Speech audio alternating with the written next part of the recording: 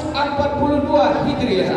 Untuk memulai acara kita pada hari ini, mari kita membacakan lafaz basmalah. Bismillahirrahmanirrahim. Penyampaian tausiah kajian agama yang akan disampaikan Al-Mukarram Al-Ustaz Dr. Haji Haikal Hasan, yang lebih akrab disapa dengan Babi Haikal. Kepada Al-Ustaz kami persilahkan dengan hormat. Pagi ini saya lebih semangat dari dua sebelumnya karena ibu-ibunya sudah dekat. Kemarin ibu-ibunya di belakang, jadi saya tak nampak. Cuma ini bagus ibu-ibu depan, tapi nenek-nenek yang di depan itu. Ya Allah ya Rabb, ini kalau begini ceritanya, anak mudanya tampil, ibu-ibunya tampil, orang-orang tuanya tampil, maka timbul semangat optimisme bahwa akan ada perbaikan untuk Indonesia ke depan ini ceritanya. Saya keliling seluruh Indonesia dan selama masa pandemi Covid ini juga beberapa kota, tidak ada provinsi lah gitu ya, karena sekeliling tidak ada provinsi yang tetap meriah sebagaimana provinsi Sumatera Utara ini. Boleh jadi karena di sini ada makam para sahabat Nabi Muhammad SAW, maka insya Allah Islam akan bangkit kembali dimulai dari Sumatera Utara ini insya Allah. Karena di sini maksudnya sahabat ada Barus ya Sibolga ya, makam sahabat Rasulullah SAW. Namun sebelum saya mulai dengan salam, izinkan saya pertama kali mengucapkan jazakumullah khairul jazak, terima kasih yang sebesar-besarnya ya, kepada seluruh yang terlibat dalam penyelenggaraan ini. Tidak satu pun yang terlibat, niscaya Allah Subhanahu wa taala memberikan pahala berlipat ganda padanya. Tidak satu pun. Ya. Artinya apabila ada orang yang tadinya belum rajin sholat, lalu karena asbab ini menjadi sholat, maka yang terlibat mendapatkan pahala sholat abadi sepanjang masa dia sholat. Itulah sebabnya penting berkontribusi. Yang bawain bangku kemari, yang gelar karpet, yang mengundang, yang menjemput, yang naik ke mobil, yang mengamankan, semua. Gak ada sedikit pun Allah kurangi pahalanya. Ini namanya meringankan majelis ilmu. Kata Rasulullah, man salaka tariqan yaltamisu fihi ilman, sahhalallahu lahu tariqal jannah. Siapa yang memudahkan langkah kakinya menuju majelis ilmu, niscaya Allah mudahkan jalannya menuju ke surganya Allah Subhanahu wa taala. Nah, itulah yang terjadi kepada sahabat-sahabat panitia. Wabil khusus DKM, pengurus masjid Riyadhus Shalihin, imam kita yang Masya Allah suaranya membawakan surat Ar-Rahman, menitikkan air mata kita mendengarkannya. Insya Allah MC kita yang luar biasa dengan pantunnya, Masya Allah. Asap dapur, pintu terbuka, tercium sedap seikat pedang. Tidak disangka, tidak diduga di Kecamatan Gebang kita berjumpa gitu aja. Bantar Gebang ya, bukan ya? Kalau Bantar Gebang tempat pembuangan sampah ya. Kecamatan Gebang. Kepada teman-teman Pokam yang melindungi, yang menjaga lah, yang melindungi Allah Subhanahu wa taala. Ya. Cuma gara-gara ada Pokam saya nggak ditusuk. Harusnya tusuk dulu baru Pokamnya keluar. Nah, sebelum Pokamnya maju, yang mau menusuk silahkan maju lebih dulu. Udah tren gitu ya. Gara-gara saya Adi Jamil ditusuk ya. Ada yang mau tusuk? Oh enggak ada. Kalau saya ditawarkan ya, silahkan tusuk yang depan-depan dulu, jangan saya ya. Kepada Pokam, kepada teman-teman FPI yang hadir, kepada siapa lagi yang hadir?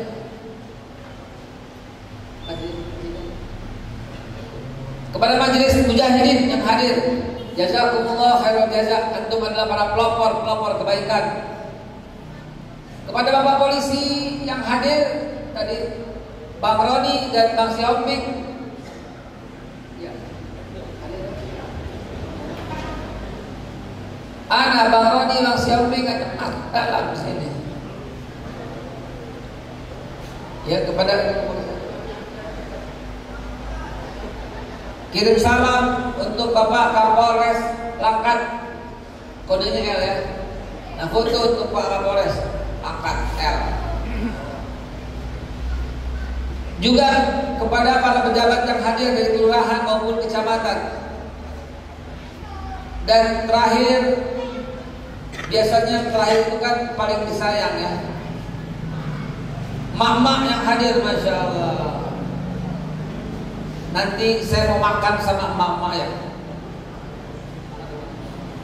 Alhamdulillah. Nanti mau makan bersama dengan mama ya. Biasanya saya nggak mau makan, cuman karena yang undang mama, apa boleh buat lah.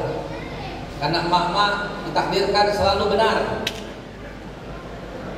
Bapak-bapak itu salah terus. Betul Pak? Betul Pak? Sen kiri, mama belok kanan, mama yang betul, kita malah dimaki kita.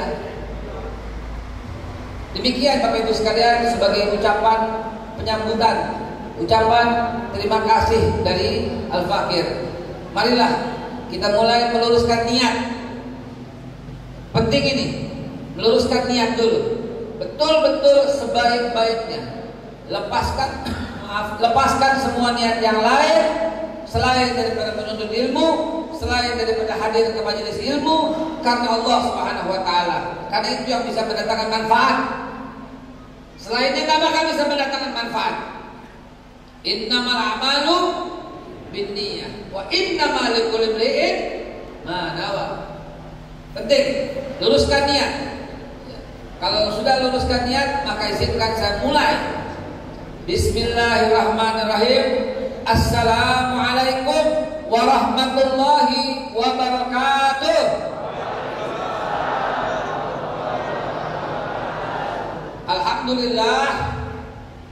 Alhamdulillahirabbil alamin. Wassalatu wassalamu ala rasulillahi nabiyil karim wa ala alihi wa sahbihi ajmain. Amma ba'du. Fa ya ibadallah, usikum wa nafsi bitaqwallah.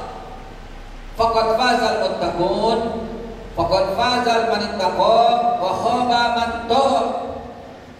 Qala Allah Ta'ala fil Qur'anil Karim, a'udzu billahi minasyaitonir rajim. Bismillahirrahmanirrahim. Ya ayyuhalladzina amanu qu anfusakum wa ahlikum nar. Wa qala aidan wa'mur ahlaka bis-shalah wastabir 'alaiha. Shadaqallahul 'azim wa sadaqa rasulun nabiyil karim wa nahnu 'ala dzalika minasyahidin walhamdulillahirabbil alamin. Ma'asyiral muslimin wa jumlatal mukminin rahimakumullah. Di awal telah saya ucapkan puji dan syukur kehadirat Allah dan juga berselawat kepada junjungan kita tercinta tersayang Nabi kita Muhammad sallallahu alaihi wasallam. Kalau nama Nabi disebut itu harus meriah, harus gemuruh. Karena Nabi yang bilang, raghima an rajulin dzukirtu 'indahu lam yusalli 'alayya. Orang rendah, orang hina, orang kecewa nanti di akhirat, apalagi di dunia juga, itu orang yang mendengar namaku disebut tapi dia gak berselawat, diam aja gitu. Cintanya bohong gitu loh, cintanya palsu. Ini banyak anak muda nih, ya kan? Banyak anak muda nih. Udah menikah belum? Hah? Belum menikah? Oh, kenapa belum menikah? Belum ada yang mau atau gimana? Tapi udah punya calon? Belum punya calon? Udah punya calon? Belum juga? Terus mau gimana hidupmu? Nikah belum, calon gak ada. Hah? Pantesan kalau WA itu gak pernah dibalas ya.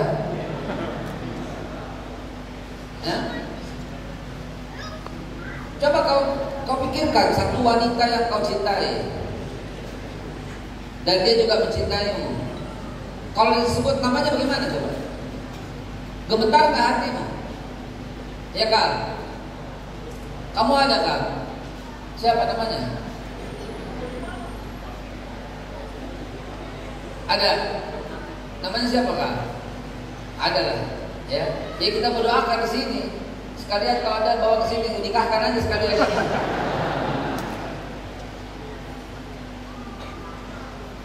Kalau disebut itu loh, itu pasti gemetar hatinya karena dia mencintainya. Maka kalau mendengar nama Nabi disebut tapi diam aja, cintamu palsu. Karena kita ini begini nih kata Rasulullah SAW. Kita kenal Islam karena Rasulullah. Kita jadi orang bukan jadi binatang karena Rasulullah.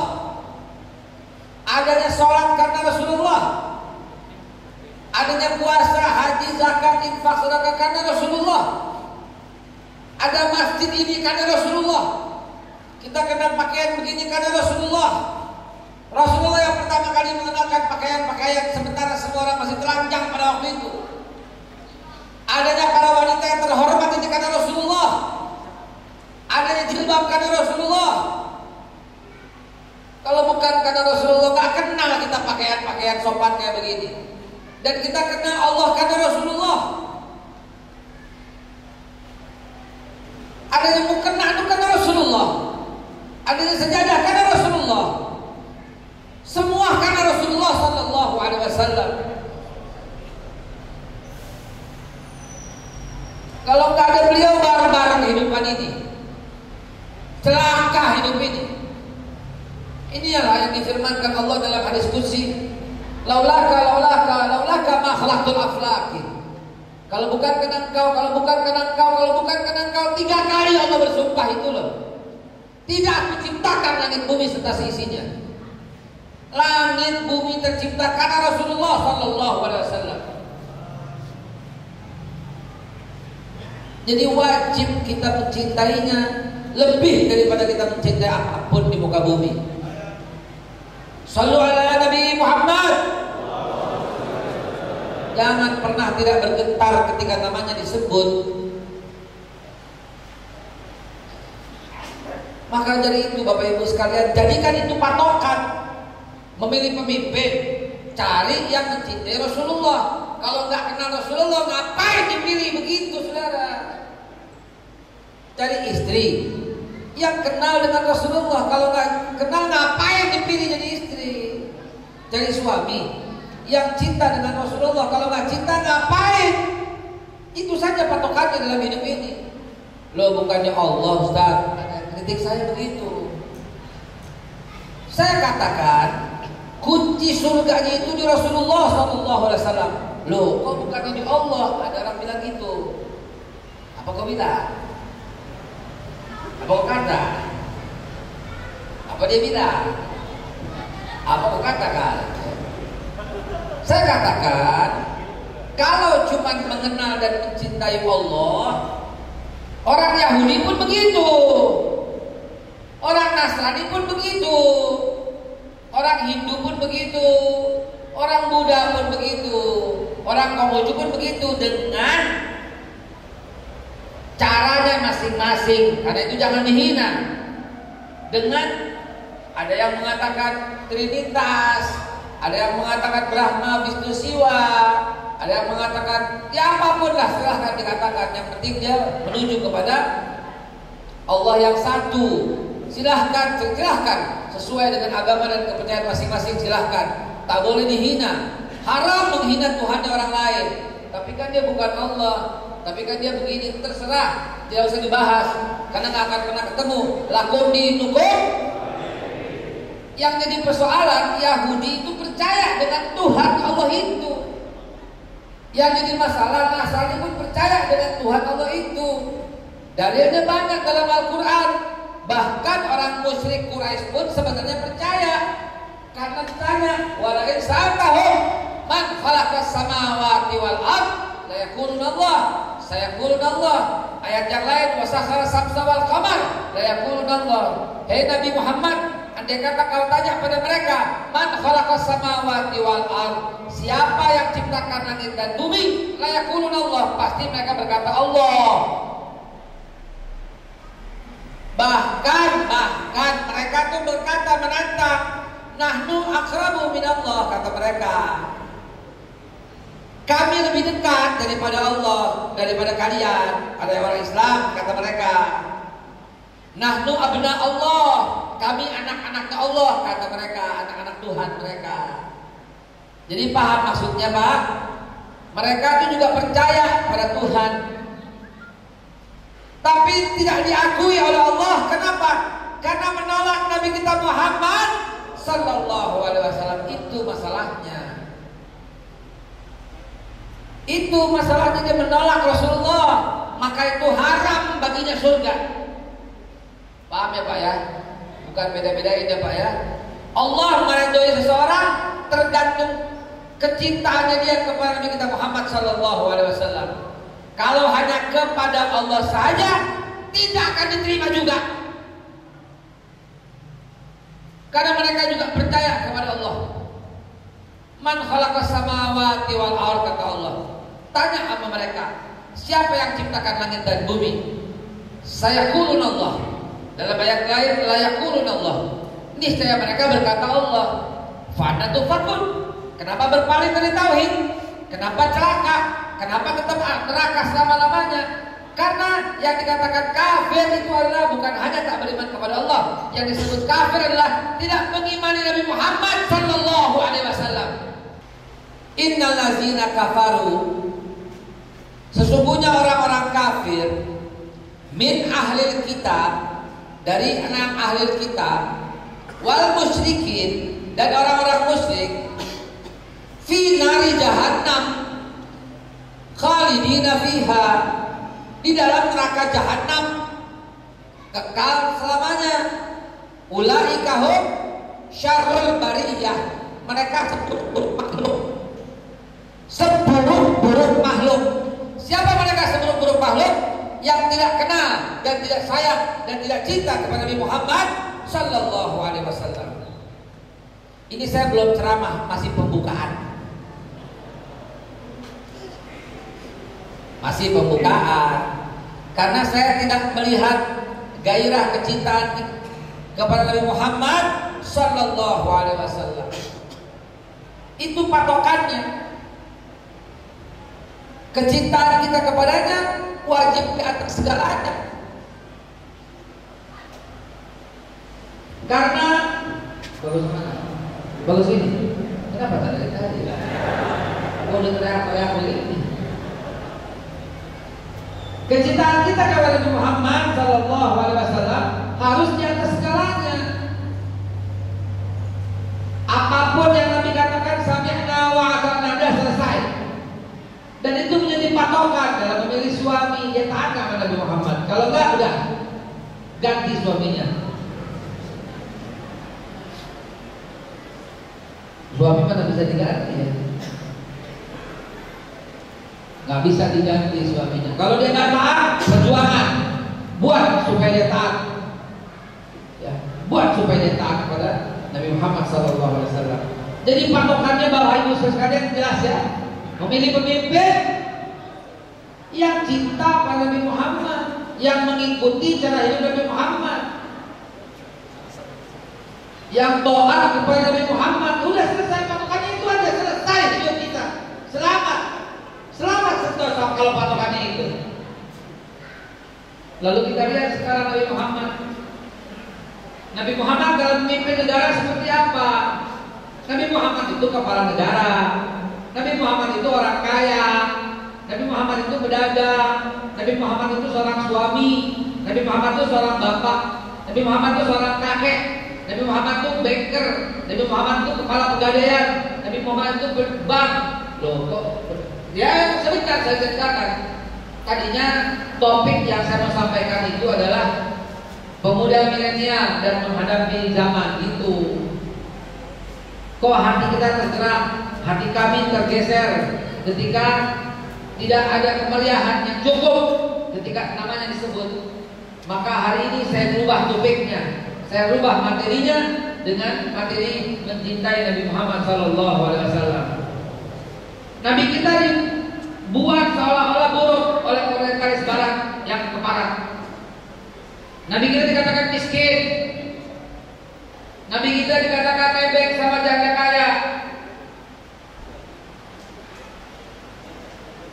Ini framing, ini tuduhan busuk yang disampaikan kepada orientalis Barat kepada Nabi kita Muhammad. Rasulullah umur 12 tahun sudah berdagang. Rasulullah 12 tahun sudah berdagang dan terus berdagang.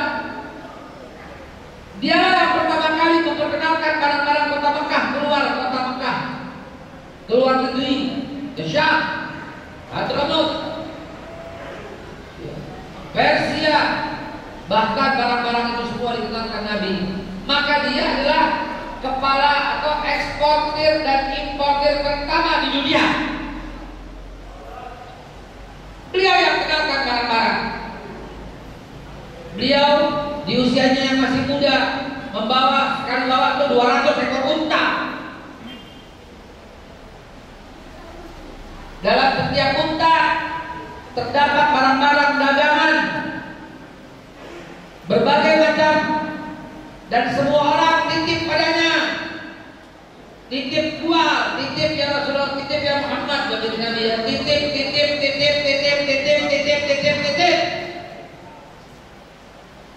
Maka beliau juga selain eksportir pertama di dunia, beliau juga reseller pertama di dunia. Beliau kepala supermarket pertama di dunia. Tahu supermarket? Tahu supermarket? Carrefour gitu, tahu ya? Tahu Bu? Ibu paling tahu kalau soal belanja. Itu kan Unilever titip gitu kan, kecap bangun titip gitu kan, Sayang Mas titip, Indomie titip, Indofood titip gitu kan. Yang kaya yang titip apa yang punya toko?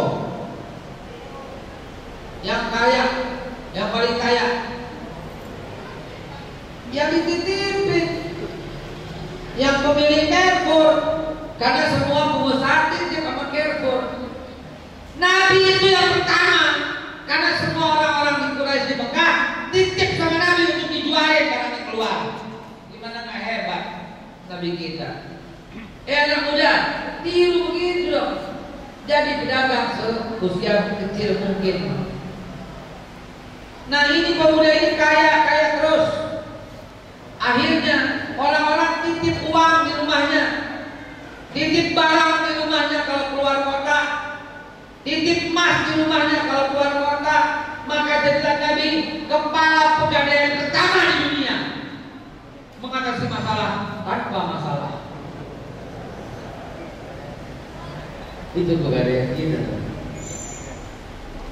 Ya Bu, Nabi itu bangkit pertama di dunia, eksportir pertama di dunia, kepala pegadaian pertama di dunia, reseller pertama di dunia. Kenapa saya katakan bangkit? Karena semua orang pasti pernah berhubungan uang dengan Nabi. Karena beliau amat sangat kaya raya. Pada waktu usianya 25 tahun, lagi kaya-kayanya, konglomerat paling top, paling hebat Nabi kita Muhammad Sallallahu Alaihi Wasallam. Cuma sejarah yang sampai kesel gue. Sejarah yang sampai ke buku-buku itu dikatakan anak muda miskin yang menikah dengan janda kaya bernama Sayyidatina Khadijah Al-Kubra. Nggak benar itu. Nabi itu kaya, cuma bersahaja. Lihat dong mas kawinnya ketika dia memberikan Khadijah. Khadijah tertarik padanya karena Sayyidatina Khadijah sangat tertarik padanya karena beliau jujurnya luar biasa, suksesnya luar biasa, pemuda gagah yang kaya raya. Tidak ada yang lebih kaya daripada beliau. Satu kota Mekah Saya bisa saksikan sejarah. Coba pikirkan. Anak muda yang lebih tinggi daripada semua teman-temannya. Anak muda ini kulitnya putih bersih, tidak ada satu pun noda di wajahnya. Anak muda ini matanya coklat biruan. Anak muda ini tak pernah berkumis, tapi dia memelihara jenggotnya yang rapi. Anak muda ini dadanya bidang, dadanya lebar, rahangnya kelihatan keluar karena kokohnya wajahnya. Anak muda ini alisnya tebal, hampir-hampir menyambung karena tebalnya seperti semut beriring. Anak muda ini hidungnya mancung lurus. Dia selalu menutup kepalanya dengan gamis, dengan imamah, dengan iga. Anak muda ini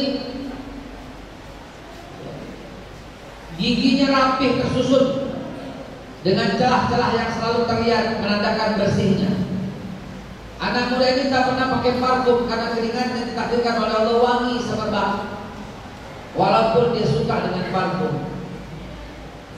Anak muda ini kalau duduk maka dia lebih tinggi daripada semua orang yang duduk. Kalau dia berjalan, dia lebih cepat dari orang-orang yang berjalan, seolah-olah menuruni anak tangga. Anak muda ini pernah tidak sengaja membuka baju terlihat ketiaknya oleh Abu Hurairah. Kata Abu Hurairah, aku pernah melihat ketiaknya, tidak ada selembar bulu pun dan putih bersih seperti bulan yang bersinar. Kata Abu Hurairah, selalu ala Nabi Muhammad.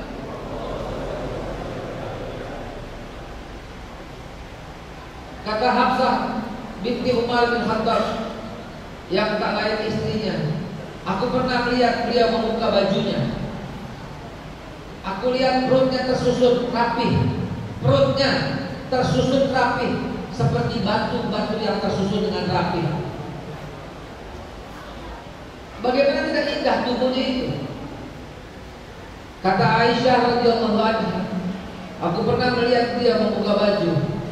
Di dadanya penuh dengan bulu-bulu yang halus dan berbaris sampai ke pusar. Bulu-bulu itu rapi. Bagaimana gak gagah ini orang? Kata Abu Bakar Siddiq, kami tak mampu memandang wajahnya dari jarak dekat.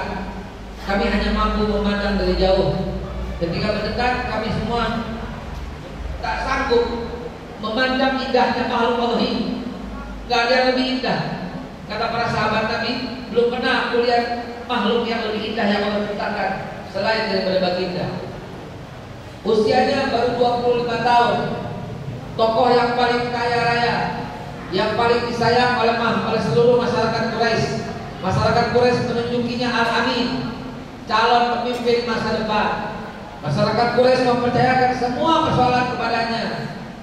Antum tahu, jamaah sekalian, patokan orang kaya dulu sama orang kaya sekarang kurang lebih sama. Satu, dia punya kendaraan dulu. Kalau ada orang di rumahnya parkir Rolls Royce 10 biji, kaya tidak? Itu dia patokan orang kaya. Yang kedua, patokan orang kaya, dia punya budak zaman dulu. Ya, kalau sekarang di mana-mana dikawal, dan itu berarti orang kaya. Kurang lebih sama lah patokannya. Hanya nilainya yang berbeda. Zaman sekarang patokannya Rolls Royce, patokannya Lamborghini, gitu patokannya. Kalau zaman dulu patokannya siapa yang punya unta betina, dia yang paling kaya. Karena paling mahal kendaraan zaman itu adalah unta betina. Di bawahnya unta betina, unta jantan. Di bawahnya unta jantan, kuda jantan. Di bawahnya kuda jantan, kuda betina. Di bawahnya kuda betina, keledai. Itu urutan-urutan kekayaan orang zaman dulu. Zaman sekarang juga begitulah. Paling mahal Rolls Royce Lamborghini. Di bawahnya Alfa dan sejenisnya. Di bawahnya Avanza, apalagi Xenia dan sejenisnya. Di bawahnya lagi ada bajai di sini. Bencang ada. Bentol. Nah itulah kerjaan pada zaman Nabi. Sama kurang lebih.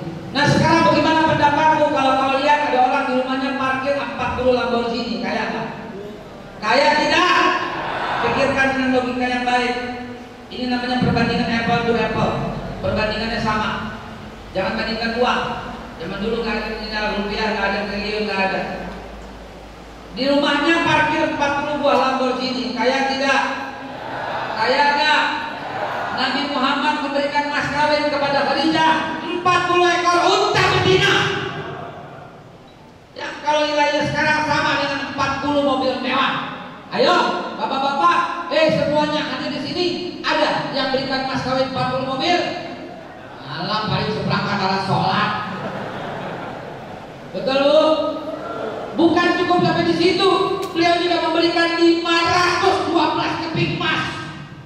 Ayo, paling kita 5 gram. Betul? Jangan sembarangan Nabi diposisikan sebagai orang miskin. Kurang ajar namanya pada Rasulullah itu. Beliau orang kaya raya. Dan belum cukup cerita saya. Ketika ibunda hadir, ibunda yang menyusui, Halimah Sa'diyah, ketika pulang, apa yang Nabi berikan? Diberikan lagi khusus, diberikan lagi 70 ekor unta betina lagi untuk Halimah Sa'diyah. Yang lengkap dalam setiap unta ada barang-barang yang dibawa pulang ke kampung Bani Sa'diyah. Berapa unta jantannya? Unta betinanya saja sudah 110 tadi dikasih. Berapa kata para sahabat Nabi? Tak terlihat, tak terhitung karena semuanya pandangan mata itu. Ternaknya Rasulullah, siapapun boleh ambil. Gimana nggak kaya ini orang? Gimana nggak hebat? Gimana nggak mulia itu loh? Cuman kita dibutakan oleh sejarah. Katanya orang miskin yang menikah dengan janda kaya lebih kaya Rasulullah daripada Khadijah.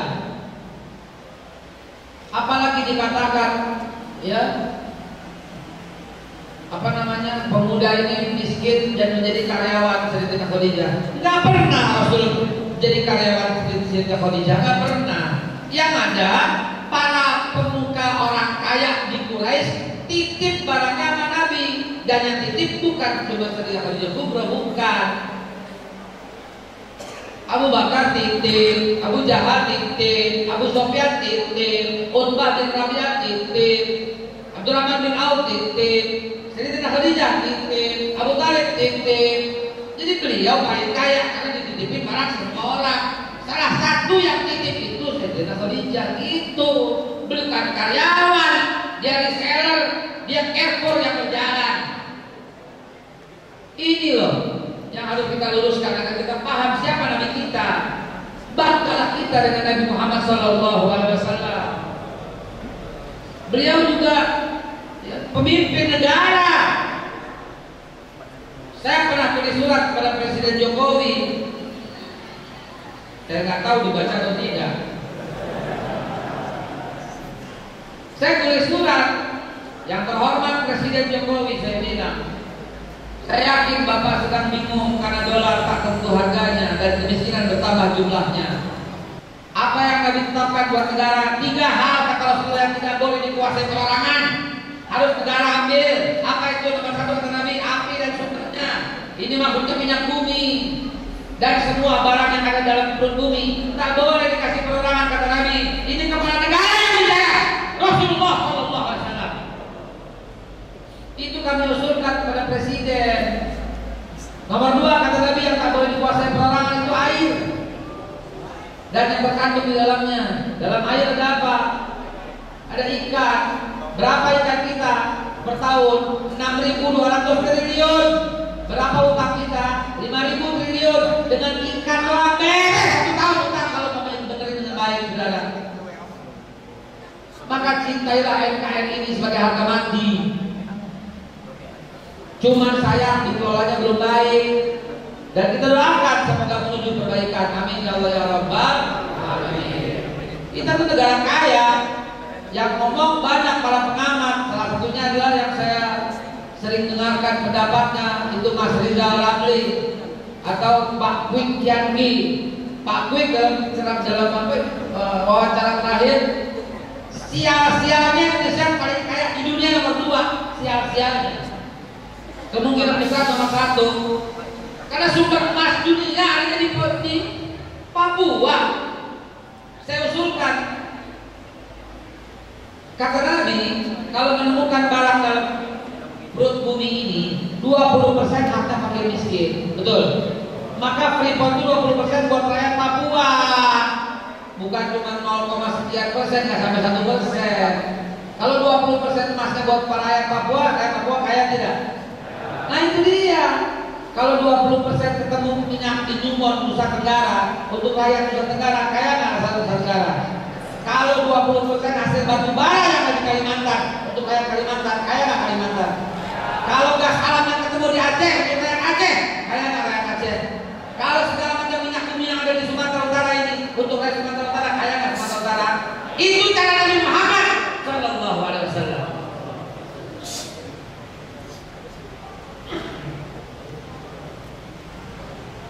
Waktunya ngopi.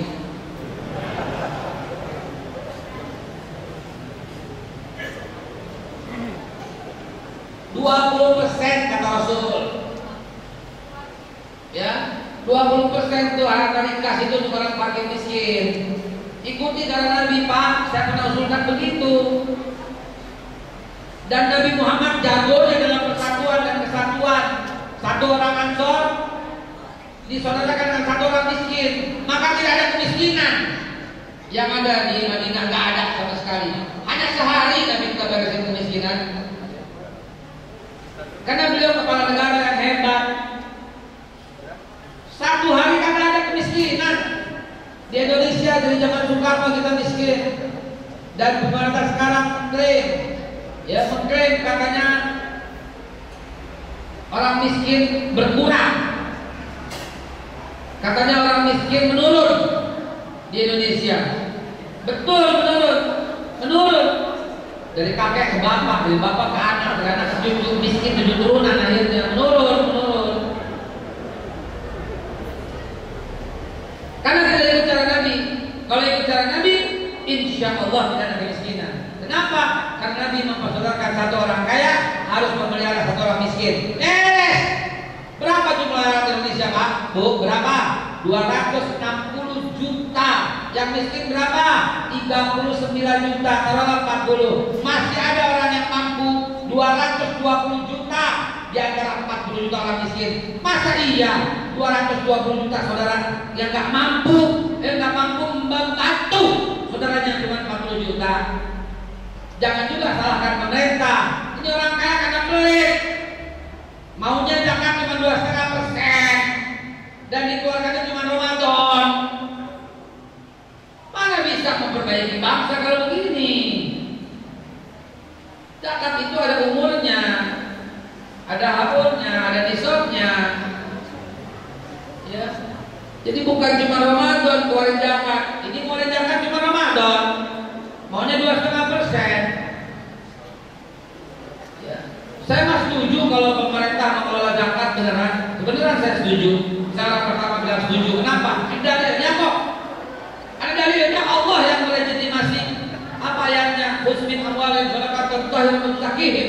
Ambil harta mereka, kata Allah. Ini kepada para pemimpin.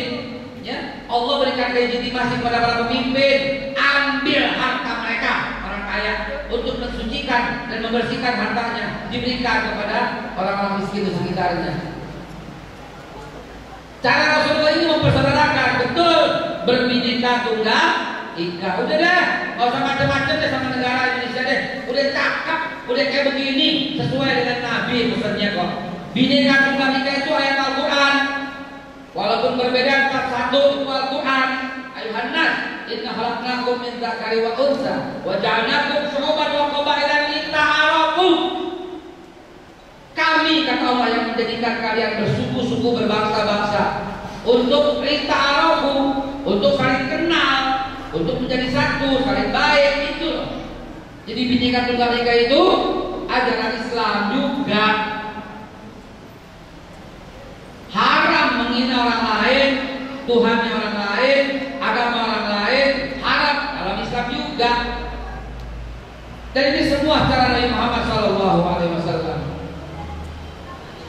Masih banyak yang saya ingin sampaikan, namun waktu juga yang membatasi. Apalagi sudah masuk waktu syuruh, ya, betul, ya. Alas, sudah masuk waktu syuruh, ya. Syuruh, terbit, ya.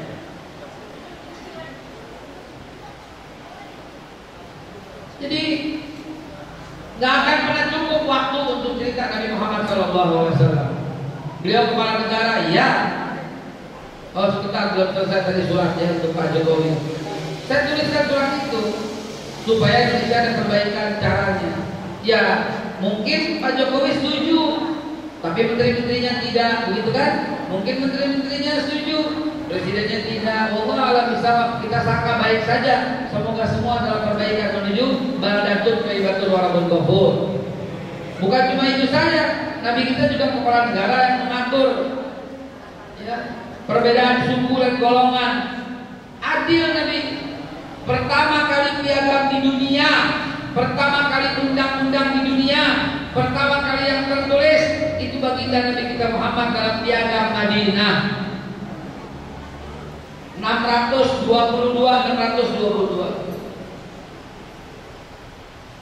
Ya 622. Tahun 622 Nabi menuliskan piagam Madinah, 47 pasal. 47 pasal. Berapa pasal? Oke, pasal terakhir apa? Yang bunyinya gimana pasal 47?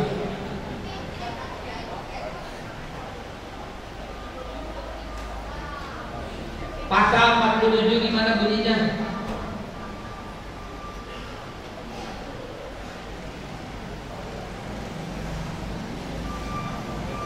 Malu gak kita sebagai umat Nabi Muhammad?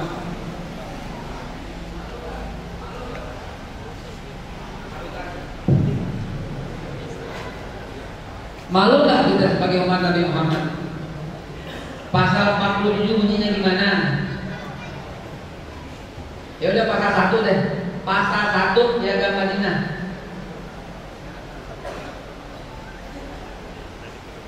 Wah, kalau umat Nabi Muhammad harusnya paham, harusnya tahu.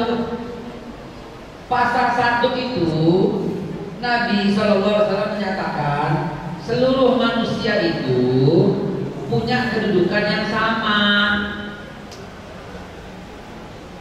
harus diperlakukan dengan adil. Hebat gak Rasulullah waktu itu? Hebat tidak? Ini tahun 622 udah bilang begitu Nabi. Maka itu Nabi meletakkan undang-undang Madinah sebagai undang-undang negara. Kata Nabi juga dalam piagam itu, orang-orang Islam maupun orang-orang Yahudi dan agama lain yang tinggal di Madinah harus menjaga negara apabila dalam bahaya. Itulah persatuan. Nggak ada kepala negara di dunia pada waktu itu kayak gitu, nggak ada. Zaman itu di Heraklius, kalau nggak ikut agama Heraklius dibunuh.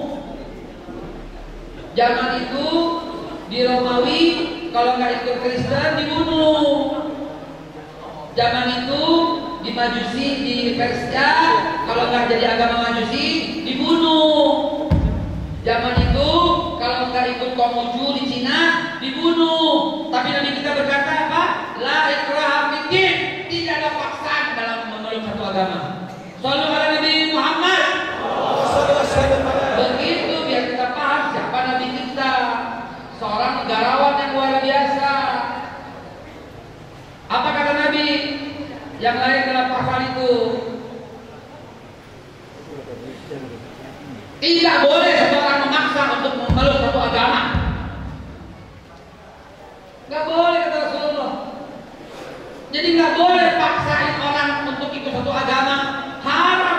Karena udah jelas dalam Islam lakum dinukum. Jadi nggak boleh Pak maksa orang untuk masuk agama tertentu. Apalagi kembali ke pasal 1 tadi, nggak boleh lihat orang karena suku, haram. Nggak boleh lihat orang karena hidungnya lebih mancung sama yang pesek, nggak boleh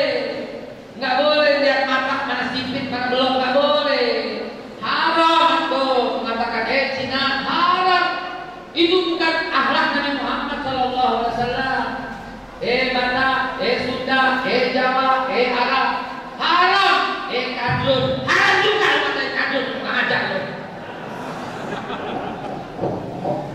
Betul? Ini akhlak Islam. Pasal 1 Piagam Madinah itu tercantum tidak boleh. Bahkan sebelumnya Nabi bersabda, laisa minna man mata asabiyah, bukan golonganku yang mati karena kesukuannya. Harus menyatu semua, saudara. Oh jangan dong, saya kan bukan kelompoknya. Haram. Emang Syiah apa yang nggak mau bergabung di sini? Gabunglah semua. Oh beda, kami organisasinya ini. Haram. Hati-hati saudara, jangan boleh begitu. Oh kami kan organisasinya lain. Haram saudara. Janganlah demikian.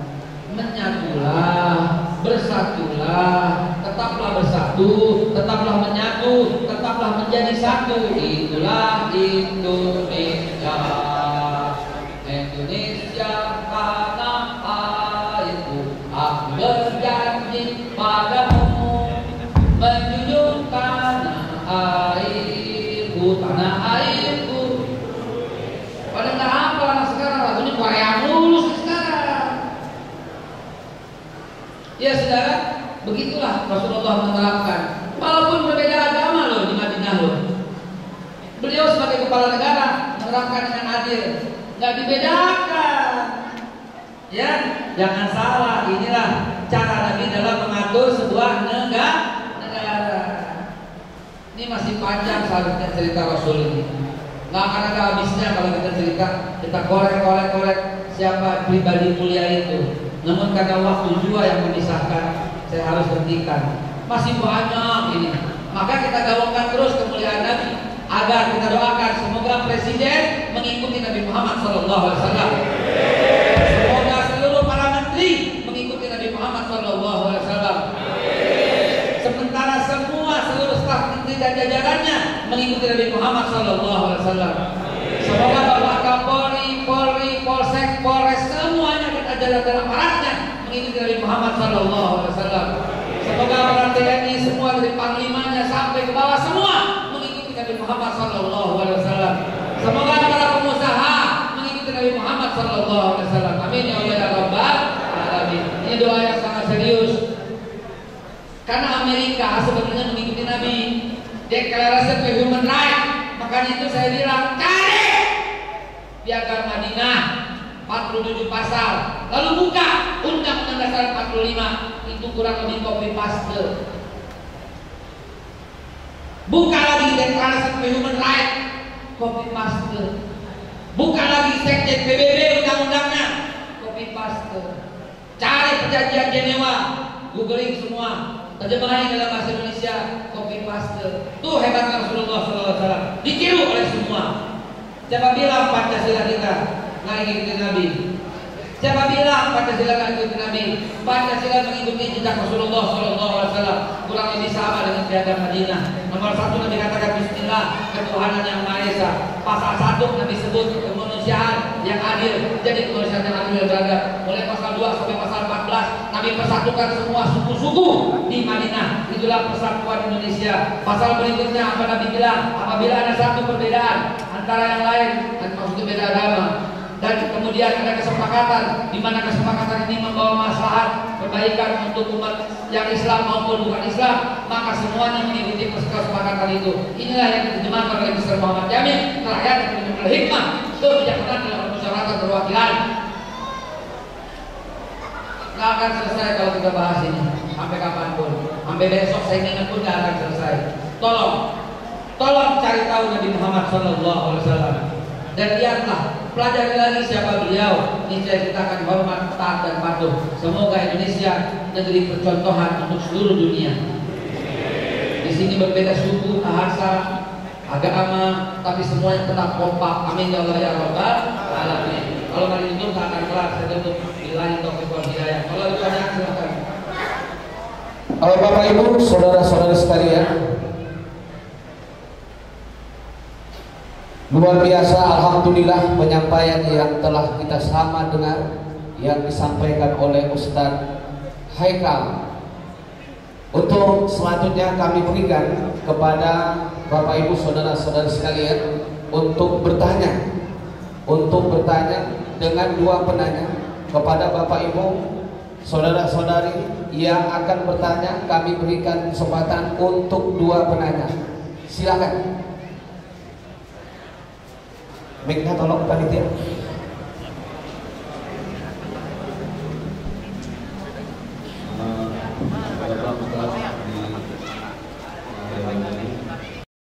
Ada satu pertanyaan yang mungkin dalam waktu dekat ini semua itu viral yang terjadi pada Syekh Ali Jaber.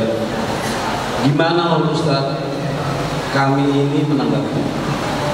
Apakah ada satu komando dari ulama pusat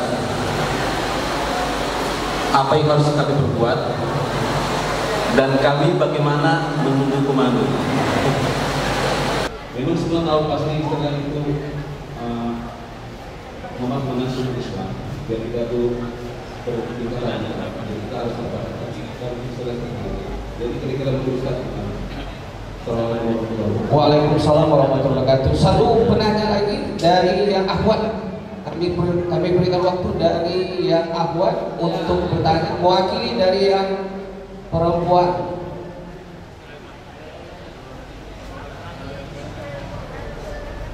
Ya, silakan, Pak Ustaz, silakan.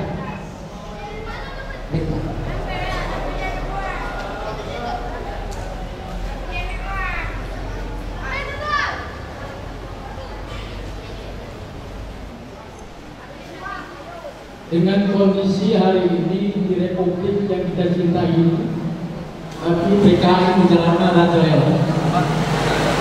PKI, komunis, apakah ada kaitannya dengan ayat Allah yang mempertegas waman a'tada al-dzikri fa inna lahu ma'isyatan dhanka wa nahsyuru yaumal qiyamah a'ma. Surat apa? Ya, Al-Quran surat Toha 110. Surat Toha. Coba dibuka ayat siapin. Tadi apa lagi? Ada lagi? Ya, baik. Terima kasih. Untuk hari ini hanya dua penanya kami berikan. Oh, alhamdulillah ada tambahan satu lagi. Silakan. Belum bahas suami, Silakan. sebagai suami apa?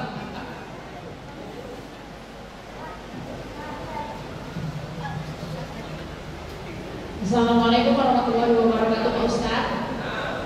Yang ingin saya tanyakan, bagaimana tanggapan Pak Ustaz tentang keadaan negara kita COVID-19 ini, Pak Ustaz? Terima kasih. COVID.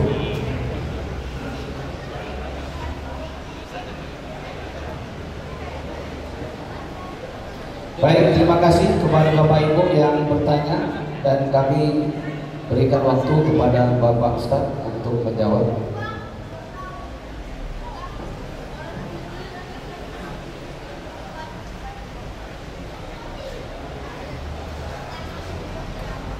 Mengenai ditusuknya Syekh Ali Jaber yang ditanyakan, bagaimana cara umat Islam menanggapinya? Itulah bentuk teror, bukan apa ya, bukan sengaja untuk membunuh. Kalau untuk membunuh kok depan orang rame-rame, betul nggak? Kalau mau membunuh diam-diam di rumah, nggak ada yang tahu, kalau mati begitu. Kalau betul-betul niat, ini apa ya? Show untuk menunjukkan teror, untuk menunjukkan ketakutan dan sebagainya. Kalau dikatakan gila, saya nggak sependapat, karena menurut undang-undang yang menentukan gila itu hakim. Jadi jangan langsung vonis gila, gitu. Yang menentukan di undang-undang di pengadilan, baru bisa dengan segala macam bukti, dengan ada bukti surat, bukan penjelasan sementara. Gila itu tidak punya pola. Kalau lapar, apapun di depannya dimakan. Mau tisu, mau daging busuk, itu gila. Kalau Kalau harus memilih makanan itu nggak gila. Kalau gila itu hidupnya nggak punya pola. Aus, segala macam bentuk air di depannya dimakan, diminum. Air comberan diminum, air apa diminum, itu gila. Kalau dia bisa memilih, nggak gila. Apalagi dia bisa memilih status di Twitter dan di Facebook. Supaya nggak dibilang melanggar hukum, dikatakanlah ini apa? Gila tanpa gejala, atau halusinasi, atau apalah, ya. Jadi kecil sekali kemungkinan orang ini benar dikatakan gila, walaupun ada kemungkinan nanti hakim pengadilan yang menentukan. Lalu bagaimana cara kita menyikapi? Cara menyikapinya biasa aja. Ya, biasa aja. Cara menyikapinya biasa aja. Nggak usah ribet. Gitu. Ditingkatkan kewaspadaan. Itu sebenarnya protap standar. Ada atau ada penusukan, memang standarnya mesti ada penjagaan gitu. Kenapa? Karena pasti ada yang berniat jelek. Emang di ruangan ini berniat baik semua? Ada nggak yang berniat jelek? Ada nggak yang merekam, diam-diam, terus sambil mencari kata-kata yang salah untuk dilaporkan kepada baris krim? Ada nggak? Ada. Ada nggak di ruangan ini rekam baik-baik, kalau yang jelek kata-katanya yang salah diupload biar nama baiknya hancur? Ada nggak? Selalu ada yang seperti itu. Wajar, lumrah. Nabi aja ada yang dipukin, betul? Orang Taif dipukin Nabi, betul? Iya. Jadi wajar saja. Apalagi cuma begini, biasa aja. Bagaimana cara kita menyikapi? Biasa aja. Dan penyikapan yang paling benar menyerahkannya kepada polisi. Gitu. Supaya apa? Supaya tertib, jangan main hakim sendiri. Itulah kurang lebih, ya. Nah, kemudian yang kedua, Pak Sulaiman, ya, Masya Allah, pertanyaannya saya kurang dengar. Namun ada unsur-unsur PKI, bagaimana cara menyikapi? Nah, apakah ada kesesuaian dengan ayat Al-Quran? A'udzubillahi minasyaitonir rajim. Ayat Al-Quran, sanurihim ayatina fil afaqi wa fi anfusihim hatta yatabayyana lahum annahul haq. Akan kami tampakkan tanda-tanda kekuasaan kami. Fil afaqi, jamak daripada ufuk, barat, timur, selatan, utara. Itu akan kami tampakkan semua. Dan sampai anfus, sampai tiap diri, hatta yatabayyana lahum annahul haq. Sampai semua orang yakin bahwa ini memang bagian daripada Al-Quranul Karim, bahwa ini memang bagian daripada Qadarullah dan memang ada hubungannya. Tadi yang ditekankan adalah komunis. Komunis sebagai ideologi pasti ada terus, Pak. Dan dia akan muncul terus. Gitu. Cuman menuduh seorang itu PKI tanpa bukti, ini haram hukumnya. Kebanyakan kita berkata, ini PKI, itu PKI. Si ini anak PKI, si itu anak PKI. Gak boleh. Haram, Pak. Haram. Jangan hubungkan kesalahan ayahnya kepada anaknya. Bukan saya belain anak-anak PKI, bukan. Tapi kalau kesalahan yang dilakukan bapaknya, tak boleh anaknya yang bersalah dihukum juga, gitu loh. Nggak boleh. Haram itu, Pak. Lah, Nabi Ibrahim itu di mana? Apa mesti katain Nabi Ibrahim karena ayahnya membuat berhala? Nggak boleh, kan? Lah paman-pamannya Nabi di mana? Abu Thalib, Abu Jahal, Abu Lahab.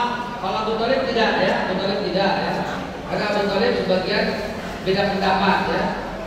Tapi pendapat yang masyhur, beliau tetap pelindung Nabi Muhammad SAW. Surga atau tidak? Jawabannya apa? Wallahu a'lam. Tapi yang jelas-jelas itu loh, Abu Jahal, Abu Lahab, itu paman dan Nabi. Apa?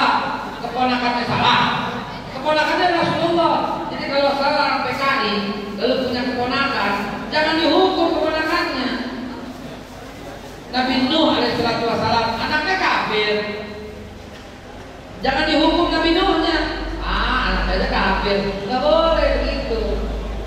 Maka perihal komunis, jangan pernah menuduh seorang itu komunis, walaupun bapaknya atau kakeknya atau pamannya ada komunis, nggak boleh. Dan yang lalu dihukum, ya biarkan berlalu. Yang sekarang kita jaga, karena KPPR nomor 4 nomor 6 masih berkata lambang kalau itu nggak boleh ada di Indonesia. Komunis itu nggak bisa ada di Indonesia, nggak bisa dan nggak boleh sampai kapanpun nggak boleh. Kenapa? Karena ajaran Karl Marx, ajaran Leninisme itu bertentangan dengan Pancasila dan Undang-Undang Dasar 45, bertentangan. Ada pun fenomena sekarang yang muncul, apakah ada hubungannya dengan Maisha Golkar tadi? Ya pasti ada hubungannya, Pak. Pasti. Karena ayat Allah pasti senantiasa berlaku. Pasti ada hubungannya dan mereka akan pengen terus tampil, pasti demikian. Nah yang dicari itu adalah yang nyata-nyata memproklamirkan diri saya komunis begitu. Itu musuh bersama. Yang menjadi musuh juga yang mengatakan ayat konstitusi di atas daripada ayat suci. Nah itu musuh negara. Adu antara konstitusi dengan dasar negara dengan agama itu musuh negara. Karena agama tak bisa dibandingkan, karena ayat suci tak bisa disandingkan dengan apapun. Dia tetap tertinggi karena itu dari Allah Subhanahu wa Ta'ala. Apalagi ada orang berkata jangan mau dibohongin sama Al-Maidah. Ini musuh negara, nggak usah dibela. Ini musuh negara, musuh agama, musuh semua agama. Karena memecah belah persatuan. Dari dulu kita kompak kok sama Kristen, sama Konghucu, sama Buddha, sama Hindu, kompak kok. Semua dagang rame-rame, bisnis rame-rame, kompak rame-rame. Kenapa sekarang jadi begini? Ada pemicunya. Dan ini orang ini yang namanya musuh negara, para pemicu itu loh. Yang manggil-manggil saudaranya dengan kajun, itu musuh negara. Yang manggil-manggil dengan cebong, nggak boleh saudara, jangan dong. Jangan, dia itu saudaramu. Kalau tidak saudara sama muslim, pasti saudara sebangsa sama ayah, betul? Hentikan manggil kampret, hentikan manggil cebong, hentikan manggil kajun, manggil kodro, hentikan semua. Kalau nggak hentikan, kita nggak pernah bersatu, saudara. Udah capek kita dengan perbedaan ini. Kau pilih Jokowi silahkan, kau pilih Prabowo silahkan. Waktu itu ya, kita dulu ya. Kalau sekarang bersatu kan presidennya ya. Nah Pak Prabowo pun berada dalam kabinet Pak Jokowi kan. Udah selesai semua itu. Yang sekarang diperlukan adalah bersatu. Tetaplah menyatu, tetaplah menjadi satu. Dan insya Allah ini perbaikan kepada depan Indonesia. Demikian yang singkat ya. Yang terakhir Ibu apa tadi? Bagaimana menyikapi COVID? Bingunglah aku. Tak berlaku di Sumatera Utara seperti ini. Di Jakarta nggak boleh begini. Nggak boleh. Saya di Jakarta mengisi pengajian harus duduk di sof dan harus dilonggarkan. Ini nggak ada sof-sofan, semuanya jadi satu. Dan semuanya mesti pakai masker. Kita ada pakai masker. Yang mana pula aku rasa itu beda. Jangan-jangan corona tak masuk Medan. Jangan-jangan langkah semuanya takut sama di masker ini. Allahu Akbar walillahil hamd. Saudara sekarang kemuliaan Allah, tetaplah sebagai penutup, tolong jaga Indonesia. Jaga Indonesia. Jaga Indonesia. Dengan cara apa? Jaga COVID. Karena COVID-19 ini kalau mau menyebar bisa habis Indonesia ini. Jaga Indonesia, ya. Jaga Indonesia. Teman-teman, tolong sekali lagi, tak usah salam-salam dulu, karena itu sebagai ajang penyebaran. Tak usah cipika-cipiki dulu, karena memang ada contohnya dari Nabi, ya. Nabi hanya salam. Juga nggak cium-cium tangan, salam itu yang lebih pas kata Nabi ketika kedatangan orang dari Hadramut, dia bersalam sama Nabi, dia begini Rasulullah gitu. Nah, Rasulullah pegang tangannya, kata Nabi begini cara Islam salamnya gitu. Namun sekarang karena social distance 3M. Pertama menjaga jarak. Kau sudah langgar itu. 2 pakai masker. Kau pun langgar itu. Ya. Ketiga cuci tangan selalu. Kau pun langgar itu. Habis ke Indonesia. Jadi teman-teman jaga itu semua. Pesan saya itu jaga. Jagalah tetaplah persatuan. Kalau kau merasa lebih baik dari saudaramu, kalau kau merasa lebih hebat dari saudaramu, kalau kau merasa lebih pintar dari saudaramu, maka kau jauh daripada akhlak Islam. Kata Nabi, kata Allah dalam Al-Quran, "Wala tasubbu anfusakum, wallahu a'lam biman ittaqa." Jangan merasa diri suci, jangan merasa diri hebat, jangan merasa diri pintar, jangan merasa diri sok, jangan. Wallahu a'lam biman ittaqa. Allah yang paling tahu siapa yang paling bertakwa. Enggak usah bilang saya paling berjasa, enggak usah saya yang paling hebat, saya yang top, saya yang pintar, enggak usah. Haram itu hukumnya. Tinggallah menyatu menjadi satu.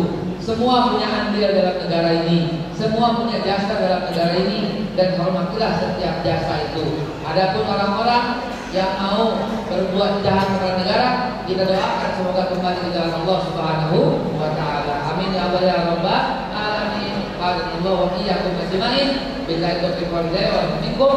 Wassalamualaikum warahmatullahi wabarakatuh. Allahumma salli ala sayyidina Muhammad wa ala ali sayyidina Muhammad. Allahumma ya man huwa fi wuduhi ka'in, ya man huwa fi fi'li hamid, ya man huwa fi dhati qadim, ya man huwa fi majdi munir.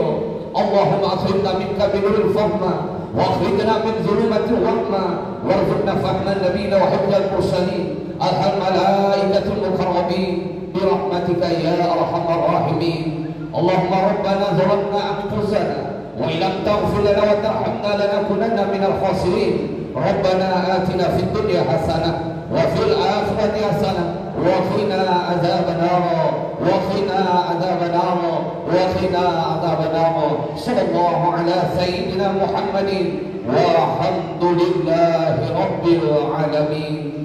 Dengan berakhirnya doa, berakhirlah rangkaian acara kita dalam kajian akbar sunnah berjamaah di Masjid Riyadhus Shalihin Pekan Kemang. Kami doakan kepada Al-Ustaz Haikal Ahsan agar senantiasa diberikan kesehatan oleh Allah Subhanahu wa taala dalam menyampaikan dakwahnya di seluruh tanah air Indonesia Raya. Kepada Bapak Ibu sekalian, saya selaku pembawa acara mengucapkan mohon maaf kalau ada pedang menusuk tubuh, masihlah ada kemungkinan sembuh. Kalau tidak melukai hati, di mana hendak diobati. Akhirnya, mari kita menutup pertemuan hari ini dengan membacakan lafaz hamdalah. Alhamdulillahirabbil alamin. Assalamualaikum warahmatullahi wabarakatuh.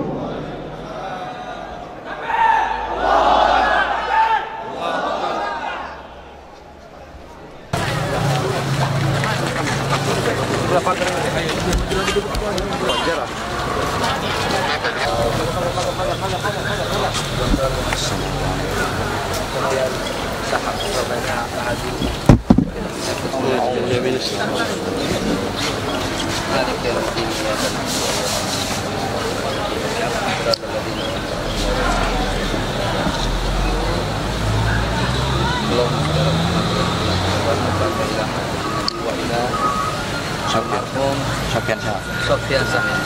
Allahumma ya Allah wa dunya wal akhirah. Allahumma ya Allah ya jannah. Allahumma ya Allah fadil niran. Allahumma arzuqna hatal qabr wa qina adabal qabr wa qina tamal abrar. Ya Jabbar ya rabbal alamin ala hadiniya. Al-Fatihah. Iya kan.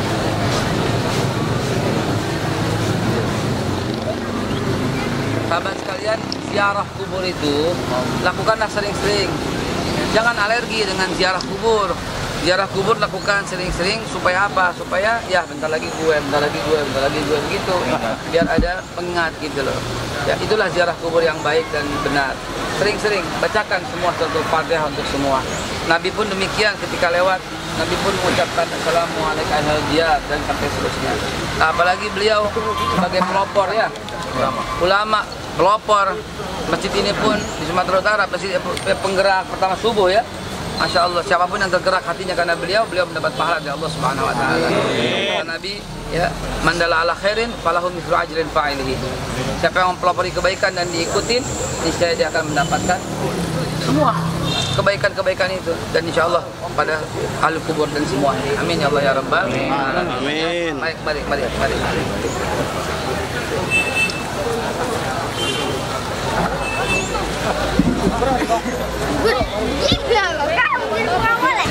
Depan dulu, Bela. Jalan.